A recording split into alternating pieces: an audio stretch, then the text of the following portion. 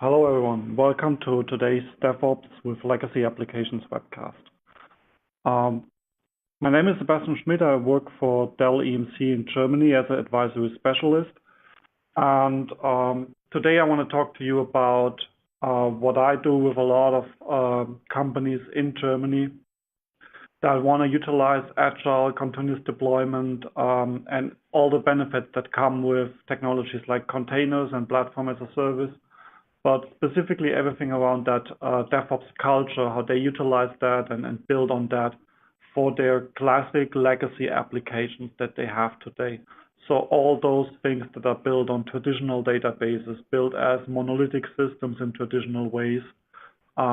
What can you do about that? What can you already, how can you already benefit from all those new cultural shifts, new processes, and new technology? I really encourage you to use the Q&A panel throughout the presentation. I will always have a look at that and try to answer questions as quickly as possible.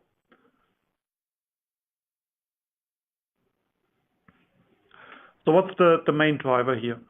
I think utilizing everything agile and so on for your legacy application has actually the same driver that brought us those agile concepts, and that is getting software, getting your products quicker into the market, being able to be part of that digital transformation, being able to digitally disrupt your industry, your company, and bring new products out quickly. Integrate feedback from customers quickly and make sure that you are able to really satisfy the need that is in the market. And I honestly believe that companies that are not able to build those skills and really focus on those topics will have a lot of trouble in the next years to sustain their businesses.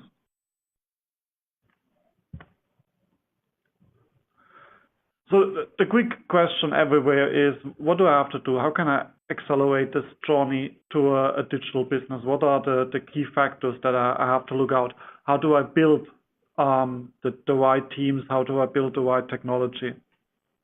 And that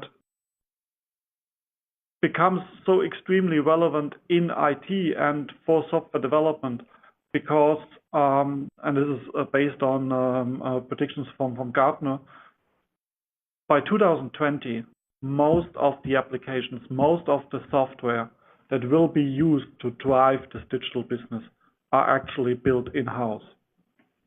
So that means even if today the amount of software development you are doing is rather small and you are building a lot on standard applications, for everything that supports your digital business, that supports your interaction with your customers and the whole ecosystem around your company is going to be built internally, because that's the intellectual property that is driving your business, that is distinguishing what you do from what others do in that market. And that means that everything around software development, building software, deploying software, running software, that becomes key skills in that next digital age to really be able to survive in that world. And that can be really tough because I want to go through that a little bit also, because there's a lot of force in telling you have to go microservice, you have to redefine and redesign all of your applications. And that's obviously going to take a lot of time. And no one has that time to wait until that is done and that restructuring has happened. So the question is really, how can I start today with all those concepts, and how can I utilize that today and then build on that to get into that optimal space where all my applications are highly scalable and perfectly built for a digital and a cloud world.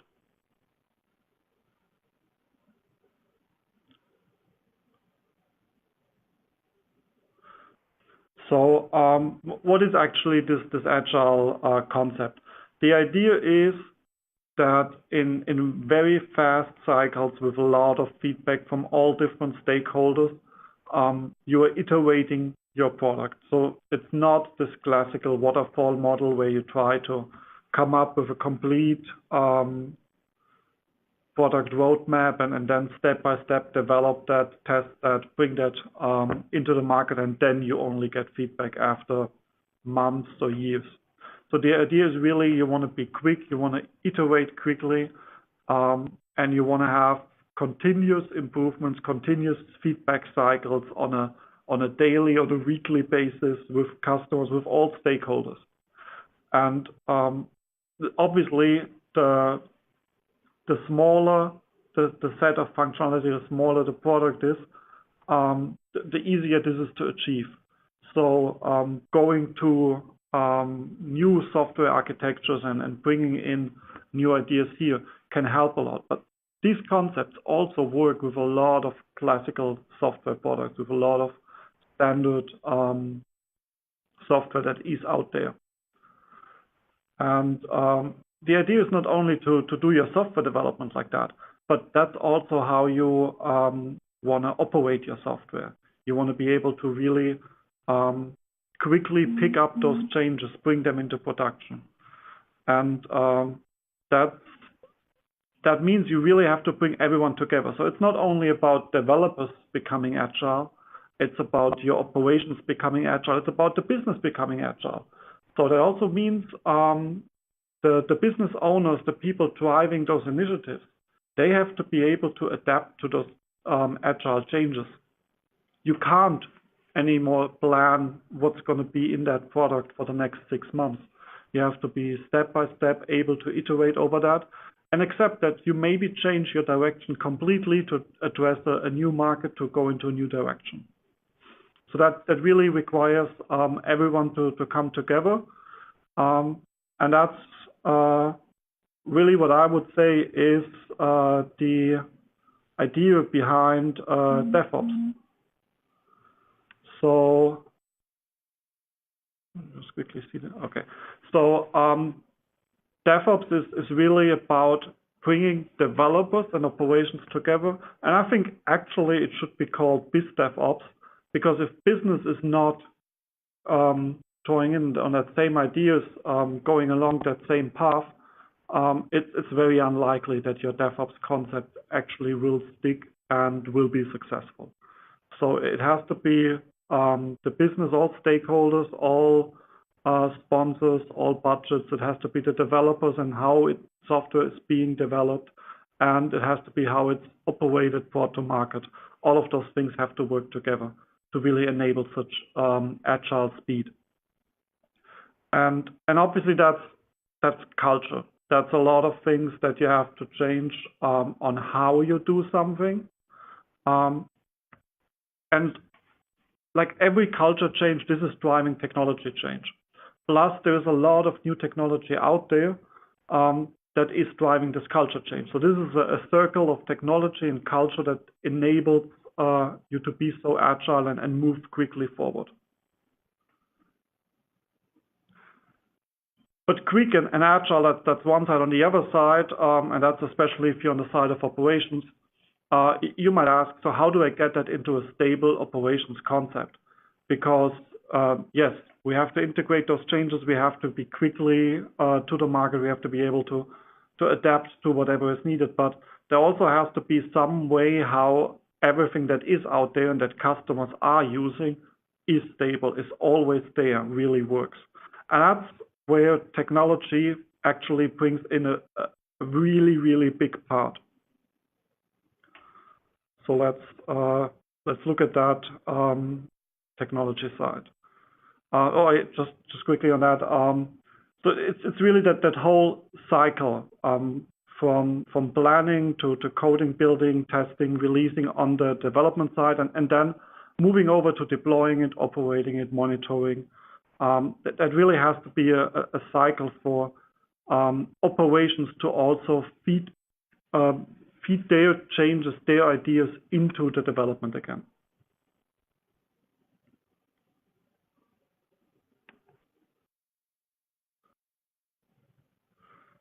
So I already talked about that. So there's a new set of applications. And the reason for that is that your legacy monolithic applications, they are not ideal for that. It's really tough to change them quickly, to change them rapidly, to scale them nicely. So they're big, they're really slow to change, they're long-lived systems. But they are out there. Those systems have to be operated for a lot of years still, and they are driving businesses today. And there's all those new concepts of microservices, packaging small sets of functionality, being able to running many instances of that, having a scale-out concept, rapidly implement changes, update, deploy those microservices, and operate them in a completely different way. The nice thing to know is you can combine that, and that's step one to enable your legacy applications for that new world. So you don't really want to throw them away. You don't want to go there and say, let's start over, let's start from scratch. Let's build a new architecture fully based on microservices. What you want to do is open them up, create interfaces, enable those new services to connect to your monolithic applications, to your current business systems. And through those channels, expand the reach, expand what that application can do, and address those new ideas, all the feedback you get from your customers, and everything that is needed to address that new digital market. But the question is now, how do I actually do that? And for IT, that means you really have to shift the way you run your services. So today, most services are run in a kind of an infrastructure as a service fashion. So your consumer is an administrator. They are consuming services through some kind of a self-service portal. They are getting virtual machines, maybe operating systems. And then they start to deploy their applications into that, and they build on top of that. But in the future, especially on that microservice side, the way developers expect the world is what they see in the cloud. So you have an interface. You don't have a self-service portal. You have something that can be controlled through code. So programmatic changes through code and not like manual personal interaction with a self-service portal. And in a perfect world, you really have such a platform layer that completely abstracts you away from operating systems, from infrastructures, and provide that service to your application people, to your software developers, and they build on top of that. And that's a totally different world than the world we have today, where we come with our traditional applications. But what I want to show you today is that a lot of things that happen in this new world can be easily utilized in the classical world of your legacy applications as well. So what is this platform as a service actually? The idea behind this is that all you want to do is you want to build and run applications, and you want to have those applications agile, scalable, high available. So it's all about the application. And everything underneath should be simple, should be really just isolated away. And a software developer, someone who has to operate an application, they should not have to care about that. So there's that boring stuff all the way on the bottom, that's infrastructure. Everyone does that, everyone has to. You can do it on-premise, you can get it off-prem in the public cloud or from a service provider. And that's really just, there's compute, that's storage, that's networking services. Obviously they are there, but they are becoming more and more commodity, they're becoming simple. There are standardized interfaces, being that VMware or OpenStack or such. So that's like really something, there's not much to solve anymore. It's really on that layer in between. It's on that platform layer. All those annoying tasks that you have to do today if you're operating a data center. scaling your applications, taking care of network interconnects, healing and monitoring what's going on there, having heartbeats to see what's active, what's inactive, what's working, what's not, building high availability and disaster recovery concepts, and actually all around deploying and upgrading those applications, which becomes more and more important if we are talking about faster cycles, more changes, and all of that. And very important is that persistence layer. And we will see later on that that's actually the most critical part, and that's stopping most of the innovation, especially on the legacy application side. And that's what's hardest to solve in such a platform layer because of the way those cloud applications have been thought of over the last years and have been designed. But it's actually something that we have a lot of answers to today, and where we can really help to drive that and enable for a lot of legacy applications to utilize such platform layers. So if I look at such a platform from a developer side, how does it look? So what I do is I write code. And that's really the most important thing that a developer should do. They should come up with the right architecture. They should develop that architecture. They should build solutions for those problems that we have, address what customers want to see in their application. And they just should be able to take that from the development environment and push that out and say, let's operate that. So what's happening is there's this platform thing, and it takes the code, it takes whatever comes from the developer, it understands what it is, it gathers the requirements, it builds it into something that's called a container. So that we are not talking about virtual machines here usually, but we're talking about a container concept. You might have heard of things like Docker. So we are taking those that code, we are building that, we are compiling that into some kind of an executable, some kind of a deliverable that we are packaging into a container, and we take that container, we just throw it somewhere into the infrastructure and we run it.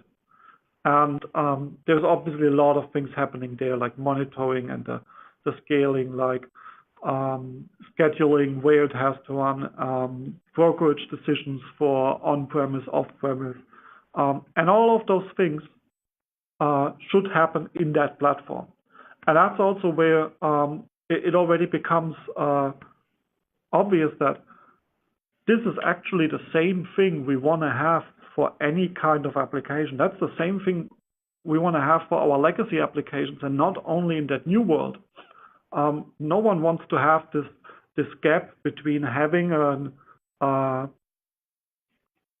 kind of an executable, some kind of a software, and then actually deploying it out, operating it, and building everything around that, building all the scheduling and scaling and healing and HR and disaster recovery and backup concepts around that. If that's something that a platform can do, that can be fully automated, I mean, that's the ideal world, and that would take a lot of time out of that process. That would allow to act a lot faster.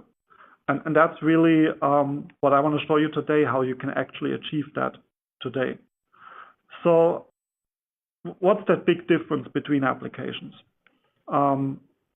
Why is it different for the modern new applications and your legacy applications?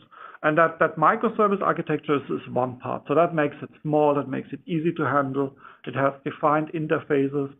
And the other thing is really around the state of your applications, about the persistence. So you have the top layer you see here, that's really the easy part. Front-end non-persistent services. You have things that they persist somewhere else. You can just reboot those. If your user demand grows, if you have to satisfy more requests, you're just scaling. You're just adding instances to that. And that's a really perfect world, because that means whatever kind of platform you're using, whatever kind of system you're using, that system doesn't have to care much about persistence or anything. Service is there, it's good. Service is not there, let's just start up a new instance. Service is not big enough, let's just add instances to it. We are underutilizing the service, let's just throw away some instances. That's great. That's really easy.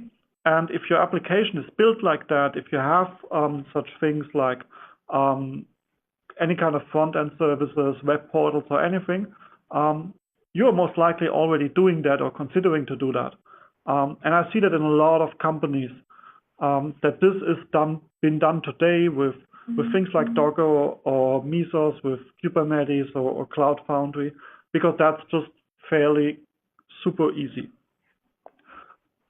But then we have that really tough part, and that's all your persistence layers, so your databases.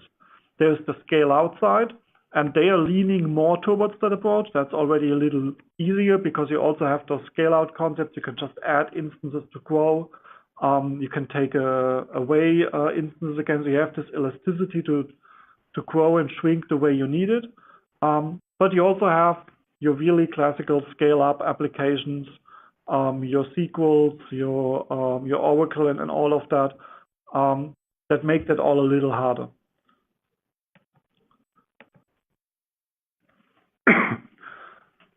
So that's the key thing to solve. So what's such a cloud native applications? Because that's this ideal that we are shooting at, that where we want to get in the end. So we want to get to something that can be deployed in seconds, which is scale out, which if you fail it, you restart it, which is really stateless. So it's the same concept that you hear as microservices or 12-factor apps. If your application is built like that, then you have the solution already. Just put it on a platform and run it. But what if it is not? So there's one option is you're putting state outside of your platform. So this is very commonly done with something like a cloud storage, like an object storage. So you're pulling that state module out, and you're addressing directly from your application such a central component. You can have that integrated into Cloud Foundry through a service broker. You can even use that to directly distribute your source code, your container images, or your build artifacts. But the problem is still, this requires change. So this is a concept that is used a lot in the world of web shops and similar, where you have content that has to be provided to the users. You have pictures, you have videos, and so on. So you just put them into some central cloud storage, object storage, some central place, and the application can get it from there and directly present it to the user. By the way, a common example of this is also what Netflix and other content providers do. So you're building your application on the one side, and it's pretty much stateless. It's handling authentication, authorization for the users. It's tracking what they are doing, but actually all state, all persistence, all content is offloaded to a different tier that is separated from that and handled as a different entity. And that's what I see in a lot of application refactorings. It doesn't require you to move to microservices.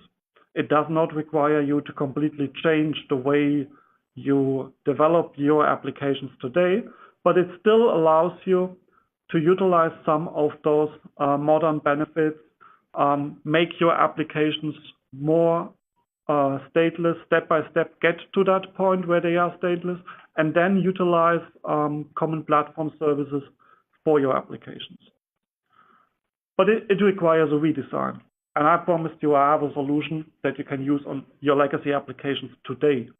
So there's another option. There's another way how you can achieve it. And that is by teaching a platform what state is. So those platforms today, they are, as I said, they are built for those cloud native applications. They are built for microservices. They are built for something that does not have state. They expect state happens somewhere else. But no one ever said that you can't teach a platform how to handle state. A platform knows how to restart services. It knows how to handle code, how to deploy applications, how to schedule based on network services, based on CPU and memory. So what's the difference with persistence? It's a storage device, and you also have to take that into account for all your decisions. You have to integrate that into the automation. And that's what we're doing with a small open source software project, which is called way. So this is directly integrated with Docker, with Mesos and Kubernetes. It has a Cloud Foundry service broker integration. And that means that persistence just becomes another service in that world.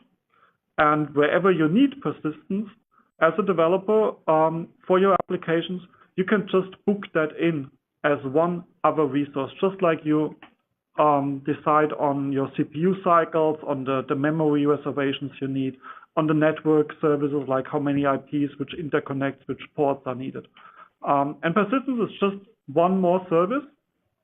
And this Waxway module takes care that when you're failing over your application, when you're scaling out with your application, when you're doing an upgrade or anything, that the persistence service will stick to your application and the same device, the same storage will be presented to that application, no matter in which state it is, no matter what you're currently doing with it.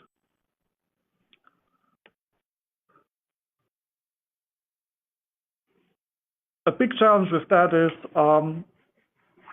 that a lot of those modern applications are built on really commodity hardware. So you're using local disks in standard servers, which is a very cheap option. It's pretty easy to scale. You're adding a disk, you're adding a server with additional disks once there are no more slots for disks in your servers. And you can easily build out such a persistence layer. But now, if you really want to be flexible with moving around your persistence, and persistence becomes another important service in this world, you will see all those drawbacks, like you have an availability risk. State becomes important again, so it is actually relevant if that specific disk where your data landed is there or not. You have scale limitations, so the capacity of a single host, the performance you can get out of a single host of a single disk is going to be limited.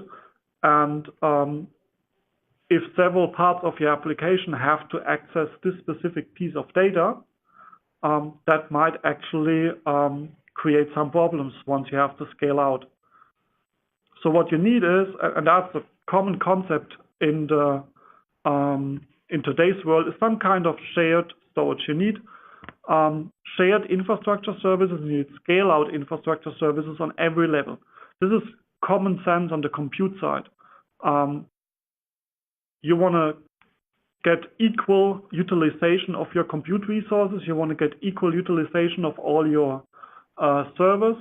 So what you're doing is you're putting some kind of virtualization through a hypervisor, VMs, containers, whatever in there. And you're making sure your workloads can span over several hosts, can utilize different hosts.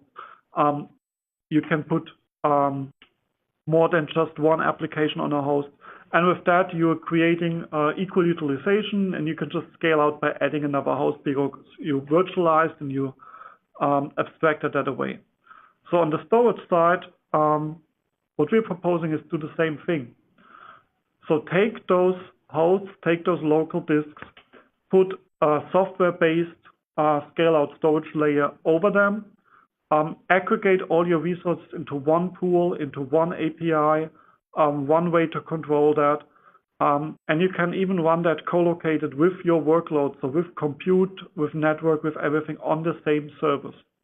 And that really means you can utilize commodity hardware, you can utilize cloud infrastructure, you can utilize resources you get from the public cloud on-premise, from your service provider, abstract through all the same software layers on every level, provide that into your platform, abstract all infrastructure services and underlying application services like persistence and so on in that platform, and on top you're flexibly running applications, either cloud native, microservice, 12-factor, or even your classical applications. So you can just take your standard web server, your standard backend system, and an Oracle database, and run that on the exact same infrastructure, on the exact same platform, with the exact same operations concepts, monitoring, self-healing, and everything. I mentioned that already before, and I just wanted to dig a little bit deeper into that. So that really requires that scheduling is done smart. So you want to make sure that whatever scheduler you're using in your platform, that scheduler should handle persistence and storage as part of every decision. And we again have an open source software project for that called Poly, which is a storage scheduler for container schedulers, so for platforms basically. So no matter which platform you're using, which direction you're going, you can plug that in and make it aware of the persistence layer that comes through the Rexway software and make smart scheduling decisions for your applications. Obviously, and coming back to what I said initially, there's a lot of culture. It's not only about technology. You have to also look at the architecture of your applications and see if you really just want to put them on a platform the way they are, or if there are easy changes you could do to improve on what that application does. So sometimes a refactoring doesn't make any sense, and you just want to quickly utilize the technology, and that's the things I showed you that help you there. But on other things, you might really consider to change your application, move into microservices, and take those additional benefits of working in small teams on defined functionality, splitting away different pieces of functionality, and being able to individually iterate on that concept, on those ideas, and improve those. And also utilize those services from a lot of different use cases and applications, which is really tough if you have that one monolithic application in the background. So there's a lot that goes just beyond platforms and technology. And we acknowledge that and try to support developers and operations as well as business in understanding what are the ideal paths to get there, what should be taken into account. So there are things like DevOps workshops that in just 1 week give you a really good overview on what could be the first steps. How can I utilize those new concepts? How can I utilize those technologies in my organization, for my applications, for my use cases? So we are really looking with you and your teams, with your developers, your operations, and the business. We are looking in all the different parts. We are looking at the specific application architectures, at the deployment workflows, and everything around that, and make sure we give you advice and we help you on this transformation towards your digital future.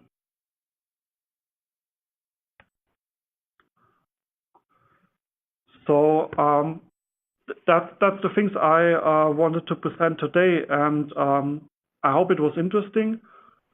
So do we have any questions on that? Any feedback? Anything you would like to know about it?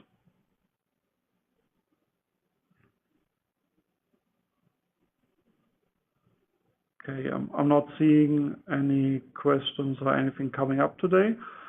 So yeah, thanks a lot for your time, and I hope it was interesting, and I hope to see you again for the next webcast. Thanks a lot.